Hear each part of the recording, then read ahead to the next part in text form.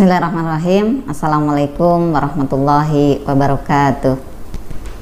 Alhamdulillahilladzi alafa baina qulubina fasbana bi ni'mati ikhwana. Asyhadu an la ilaha illallah wahdahu la syarikalah. Asyhadu anna Muhammadan abduhu wa rasuluhu la nabiyya ba'da. Pemirsa PKS TV Kota Batam yang saya banggakan, kita berjumpa kembali dalam tausiah menjelang berbuka yang diadakan oleh DPD PKS Kota Batam. Alhamdulillah, semoga pemirsa sekalian dalam keadaan sehat, dalam keadaan bersemangat terus melaksanakan ibadah Ramadan, dan kita bermohon kepada Allah semoga di 10 hari terakhir nanti kita bisa lebih meningkat lagi ibadah-ibadah kita kepada Allah, khususnya dengan melakukan itikaf gitu ya bagi kita semua. Salat beserta salam mudah-mudahan tetap tercurah pada uswah kita Rasulullah Muhammad SAW. Allahumma sholli ala sayyidina Muhammad wa ala ali sayyidina Muhammad. Pemirsa PKS TV, pada sore hari ini kali kedua ini saya ingin mengangkat tema terkait solih secara pribadi dan solih secara sosial. Fenomena mungkin banyak juga orang-orang yang solih secara pribadi, tapi ada juga yang tidak peduli dengan kondisi sosial sekelilingnya. Oleh karenanya Islam diturunkan kepada kita agar kita dekat kepada Allah secara pribadi, juga kita menjadi hamba-hamba Allah yang peduli dengan kondisi sekeliling kita. Bahkan dalam sebuah hadis Rasulullah bersabda, khairun nas anfa'uhum linnas.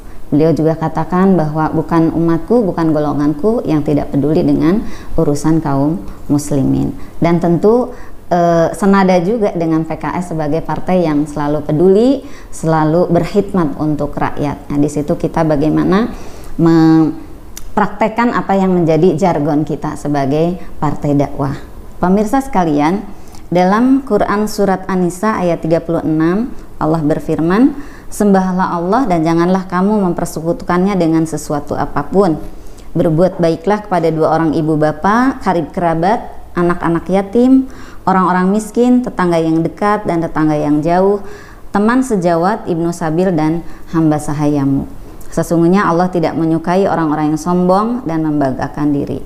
Ya, jadi ada dua hal dalam ayat ini gitu ya, bagaimana Allah memerintahkan kita untuk membangun kesolihan secara pribadi. Yang pertama yaitu membangun hubungan yang baik dengan Allah ya, hubungan vertikal kita baik, yaitu dengan tadi amal ibadah, dengan ibadah-ibadah khusus kepada Allah gitu. Nah, ini juga dalam hadis riwayat Bukhari Muslim, Rasulullah SAW bersabda, sesungguhnya hak Allah atas para hamba adalah hendaknya mereka menyembah Allah dan tidak menyekutukannya dengan sesuatu apapun.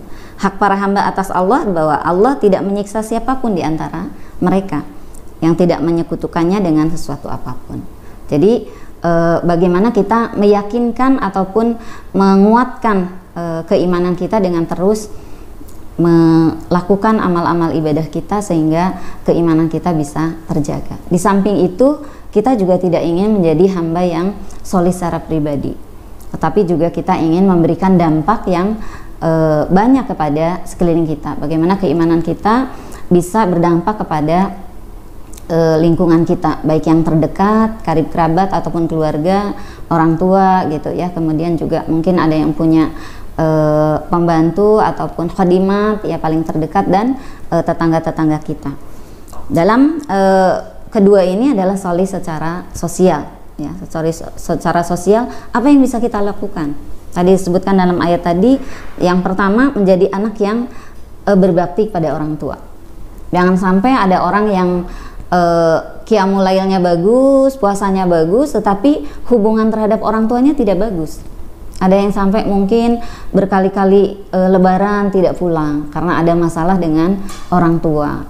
Atau mungkin ada yang sama sekali nggak pernah menelpon gitu ya, ataupun mengirim, sekarang mah nggak pakai surat ya, udah lewat video call dan sebagainya. Padahal orang tua pun kadang tidak mengharapkan dikirim mungkin materi, tapi lebih kepada bisa berbicara langsung dengan anaknya walaupun tidak bertemu muka. Itu suatu yang sangat membahagiakan bagi mereka, apalagi ketika mereka masih hidup. Ketika sudah meninggal, tentu kita terus menjalin silaturahim yang sudah dijalin oleh kedua orang tua. Intinya terutama para aktivis dakwah, jangan sampai ada aktivis dakwah yang memiliki masalah dengan kedua orang tua. Ya, kita semua ya orang-orang Islam, kita diajarkan untuk berbuat baik kepada kedua orang tua kita. Ya, kemudian yang kedua, menjadi kerabat yang selalu menjaga ikatan silaturahim. Nah, ini penting juga. Ya, selain pada kedua orang tua, kita juga menjaga ikatan silaturahim dengan kerabat. Kerabat itu baik itu mungkin adik, kakak, mungkin paman, bibi dan sebagainya yang menjadi kerabat kita. Sehingga ini disinggung juga di bab sedekah ya. Di bab sedekah pun Allah mengatakan sedekah yang paling utama kepada orang tua, kepada kerabat, baru kepada fakir miskin. Nah, ini menjadi catatan bagi kita. Jangan sampai kita sudah aktif misalnya dakwah kemana-mana, tapi ternyata kerabatnya tidak mendapatkan cucuran dakwahnya, tidak mendapatkan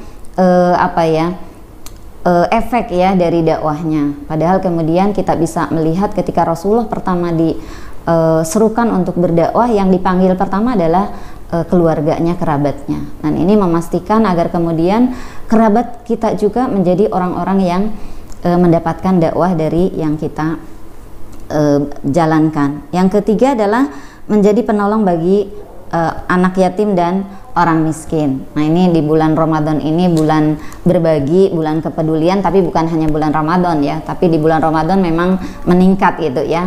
Kemudian juga mungkin dalam kondisi berpuasa, rasa empati seseorang juga bisa lebih tumbuh gitu ya. Kemudian yang berikutnya menjadi tetangga terbaik bagi tetangganya. Bahkan kemudian dalam sebuah hadis disebutkan Rasulullah mengatakan, hampir-hampir aku menyangka bahwa tetangga itu bisa saling mewarisi. Saking malaikat Jibril itu sering mengingatkan tentang pentingnya bertetangga ya. Tidak beriman, tetangganya yang tidak aman dari lisan dan tangannya. Oleh karenanya sebagai seorang muslim yang baik, tentu kita kesolehan kita harus terasa oleh tetangga. Kalau bahasa ininya kahartos karaos ya. Kemudian menjadi teman terbaik bagi sahabatnya. Nah, jangan hanya di dunia maya saja menjadi terbaik, tapi di dunia nyata juga kita menjadi sahabat terbaik yang selalu saling mengingatkan dalam kebaikan. Kemudian yang kedua, yang berikutnya lagi menjadi teman yang baik dalam perjalanan. Dan ini penting dalam safar, kita perlu menjadi teman yang saling mengingatkan, saling melindungi. Kemudian yang tidak kalah penting ketika Anda para pemirsa sekalian seorang atasan adalah menjadi atasan terbaik bagi bawahannya. Bukan karena hubungan kerja saja, tapi juga ada pengikat bahwa kita sesama muslim saling memberikan manfaat. Nah, ini mungkin yang bisa kita lakukan di solid secara sosial, bagaimana mengimplementasikan keimanan kita secara sosial. Dan syaratnya menurut ayat tadi adalah menjadi pribadi yang tawadu ya, menjadi pribadi yang rendah hati, tidak sombong, karena barang siapa ada kesombongan sebesar biji zarah pun dia tidak akan menyentuh surga. Oleh karenanya penting sekali bagi kita merealisasikan kesolihan pribadi kita yang kita pupuk ya, terutama di bulan Ramadan ini bisa berimbas terhadap kesolihan sosial, sehingga hubungan vertikal kita berbanding lurus dengan hubungan horizontal kita. Semoga kita dimudahkan oleh Allah sehingga memiliki hubungan yang baik kepada Allah, juga hubungan baik kepada manusia. Itu yang bisa saya sampaikan. Mohon maaf lahir dan batin. Billahi taufiq wal hidayah. Assalamualaikum warahmatullahi wabarakatuh.